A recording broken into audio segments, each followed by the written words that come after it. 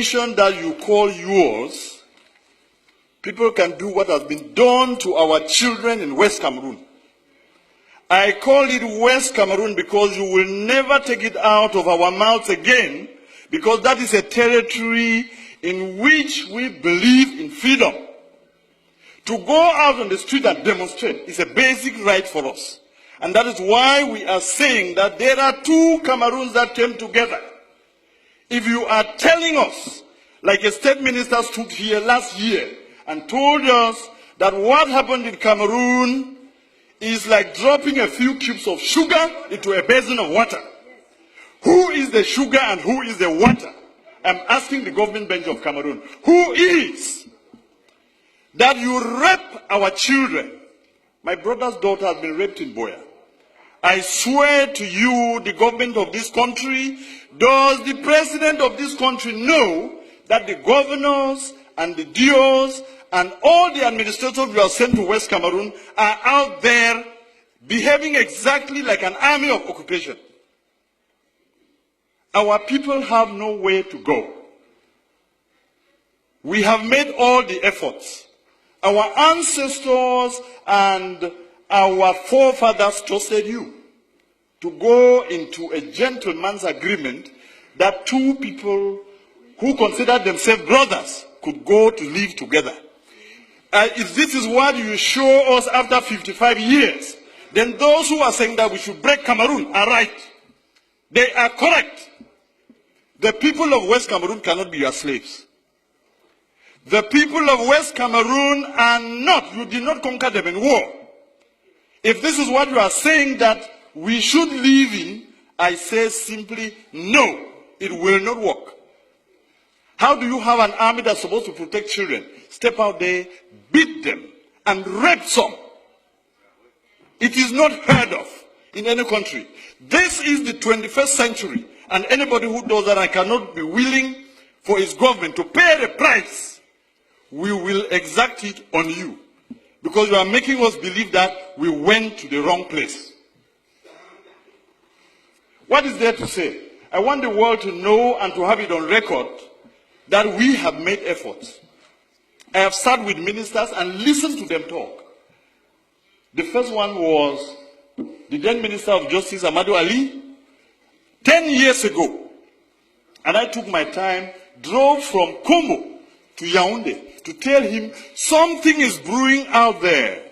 This thing that you people are sending gendarmes to beat people up and say all of these things, there is pain in West Cameroon. And as Minister of Justice, be very careful. What happens there? And he turned around, looked at me, and told me, Mr. Wirbah, it is your people who choose to come here. He is alive. He told me. Last week, I went to see the Minister of Higher Education, Professor Famendongo, and I told him, the problems in Cameroon, the problem we have in West Cameroon, is the problem that will bring down Cameroon. If you do not handle it well, you will not know Cameroon as it is in a few months or in a few years. When people have had pent-up anger and pain, humiliation, for over 50 years, when it bursts out, you will never be able to control it. And I told him. And simply what he asked me was, qu'est-ce que vous allez faire? Because you have your army of occupation out in West Cameroon, you believe that when the people will rise, even if you took the whole of the French army and added to yours, you will never bring them down. And we have no need for that. We don't have any need for that in the 21st century. I was one of the believers in a unified Cameroon. And I want to tell this house that what has happened to those children in Boya University and in Bamenda has convinced me that the people who say Cameroon should go in two parts are correct. And there are more and more of us out there who now believe that it is the ultimate end. I listened the other night, an offer of 1,000 jobs, an offer of 2 billion francs for lay schools, and I laughed at myself. Are my people slaves? So you now take them to be your dogs. that you can beat and wound and maim, break their bones, then throw a piece of meat for them to fight over. It has to end. If we, the people of West Cameroon, have to continue doing what we are doing, it is because we believe that the more is always the merrier. When you have more people, you have more chances of surviving in life. If the more people who are the people of East Cameroon have proven to us that our blood means nothing, then it is time for us to say it will soon be over. I want to give you a quote here in this house that I borrowed from the American liberators. When injustice becomes law, resistance becomes a duty. The people of West Cameroon have a duty to resist your oppression. I called it oppression because of what I've seen in the field. Let me quote you another two instances.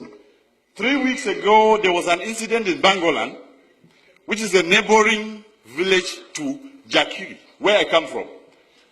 And I don't know what it was about, and a gendarme officer was killed. And the forces of law and order, under the instructions of the SDO of Ngokitunya, move into Jakiri, a neighboring village, and take away 100 men. Just beat them up, break their bones, and then just leave them there. And I went to that place where he took these people, and I told him, Mr. SDO, you are going to release my people. He sent soldiers to me, and one of them told me, I said, I am the representative of these people because I'm a parliamentarian. And the young man turned around and asked me, "Et puis quoi? On n'est pas ici à Yaoundé." And he drew a line on the ground to tell me, if you cross here, you will see the consequences. Unfortunately for him, I happen to be a descendant of the warriors, so nobody draws a line before me. And I crossed, and I told him, shoot me. I told the SDO, release my people. In 12 hours, he released them. But some are still lying in the hospital. They beat and kicked a woman, and she miscarried, a pregnant woman. And nobody can question this. That is the reason in this master plan to finish our culture and our people. You have chosen that every single administrator or every commander of the army is from East Cameroon. That is why they sit there and they can kill the people without remorse. This has to end. Mr. President, Mr. Speaker, I want to repeat this quote. When injustice becomes law, resistance becomes a duty. We, the people of West Cameroon, will resist you, and if you want to take that territory by force, you will kill to the last man before you take it. And you can start from me today. You can start from me. It has to end. Somebody has to know that this is not how you treat a people. 50 years is too long. 50 years is a very, very long time. And we come here and sit just talking about the budget. You normalize murder. You normalize rape. Mr. Speaker, I am sorry to tell you that this is part of the resistance. You will hear me to the end. When injustice becomes law, resistance becomes a duty. It is my duty to defend my people. You will not stop me because of lack of time. Or if you want to, you can call your brutal gendarmes to come and kill me here. I will not. I will not. I want you to hear this, Mr. Speaker, that my people are suffering, and that the cube of sugar that was defined in this house. Are you just angry, Mr. Speaker, that the person you considered your slave, a slave has risen in the master's house and is asking a question? I have. Mr. Speaker, I'm telling you, this is part of my resistance, and you will hear me to the end. Bring the brutal soldiers who raped our daughters to take me out of here. I will say it to my end. I will say it to the end. There is nothing you can do to me. I'm wondering whether His Excellency the President of the Republic knows that the governors and the DOs are behaving exactly when they are posted to West Cameroon as colonial masters. When they abuse people and insult them and do all they have done, we have to resist And we have to tell you, our people will not be brought down because we came into this union as equal partners. Yes, sir. And I am done. And I am done. And we will resist. And there is nothing you can do to stop us because this is part of our culture that we inherited. You people who fear every administrator and every ruler, we challenge our rulers, we take them to task, and that is why they are accountable. Thank you very much.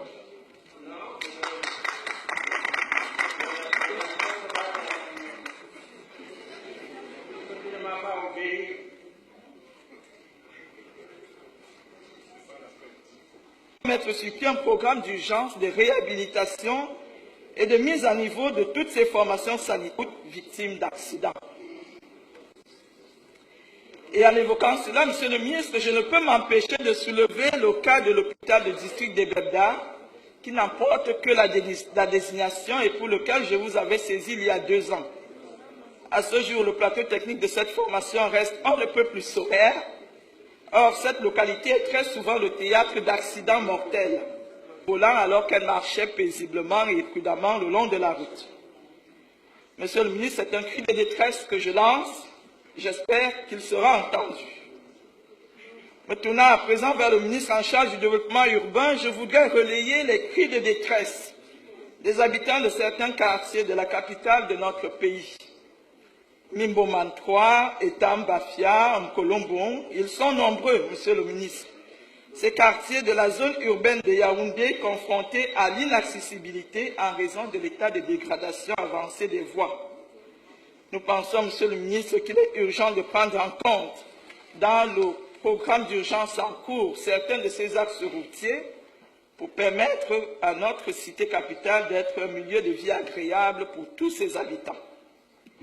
Je voudrais également signaler à votre attention, au cas où vos collaborateurs ne l'auraient pas fait encore, le danger permanent que constitue la voie d'accès, du reste très fréquentée, reliant le rond-point école publique Bastos à la rue dite Dragage.